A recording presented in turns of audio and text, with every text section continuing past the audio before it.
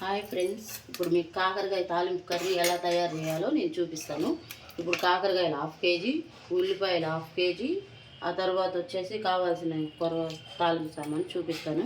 ఇప్పుడు కాకరకాయలు ఇలా సన్నగా దరుక్కొని ముందు కాకరకాయల మీద ఉన్న చెక్కు ఇట్లా తీసేసిన తర్వాత ఇట్లా సన్నగా ముక్కలు కట్ చేసుకొని తర్వాత ఒక బౌల్లో వేసి ఆ బౌల్లో ఉప్పు పసుపేసి గట్టిగా పిసికితే ఇట్లా చేదు వాటర్ అంతా వచ్చేసిద్ది ఫ్రెండ్స్. మనం ఇట్లా బాగా పెంచేసి ఇట్లా ఇట్లా తీసాను నేను.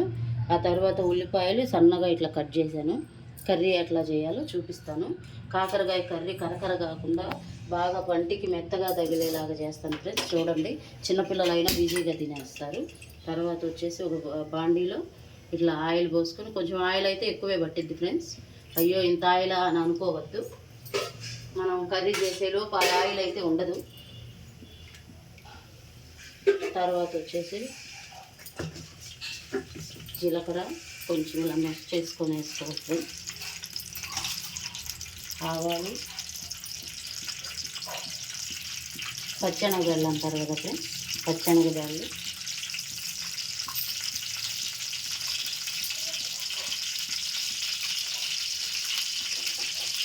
కొంచెం కరివేపాకు.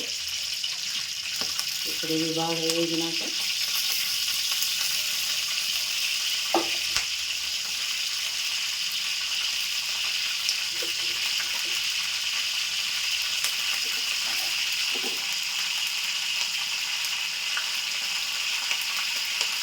ఉల్లిపాయ చిటపట్లు ఆడకుండా ఉండాలి, పైన పడకుండా ఉండాలంటే ఇట్లా కత్తితో 2 భాగాలుగా చేసుకొని వేసుకోవాలి. అప్పుడు అవి తేలి మొహం మీద పడకుండా అట్లా పైన పడకుండా ఉంటాయి.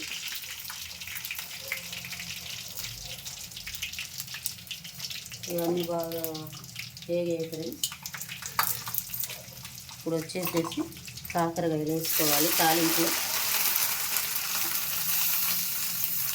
కాకరకాయలు మొత్తం ఇట్లా వేసేసుకొని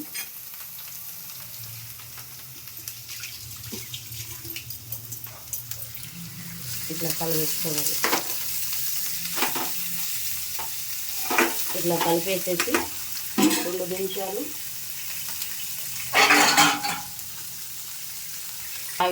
ఆవిరిలాగా మూత పెట్టేసి మనం మీడియంలో పెట్టేసి 2 నిమిషాలు ఉంచితే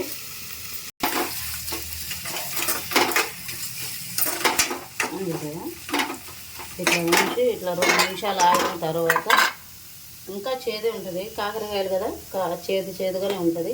ఇట్లా బెల్లం వేసుకోవాలి. బెల్లం వేసుకుంటేనే పిల్లలు తినగలుగుతారు, లేకపోతే తినలేరు ఫ్రెండ్స్. ఈ బెల్లం అంతా బాగా కాకరకాయలు పట్టేదాకా మనం మధ్యలో కలబెట్టుకుంటూ ఇట్లా మూత పెట్టి ఉంచాలి. బెల్లం వేసి ఇట్లా వేసినాక బెల్లం అంతా కాకరకాయలకు పట్టేసినాక ఇప్పుడు ఉల్లిపాయలు వేయాలి.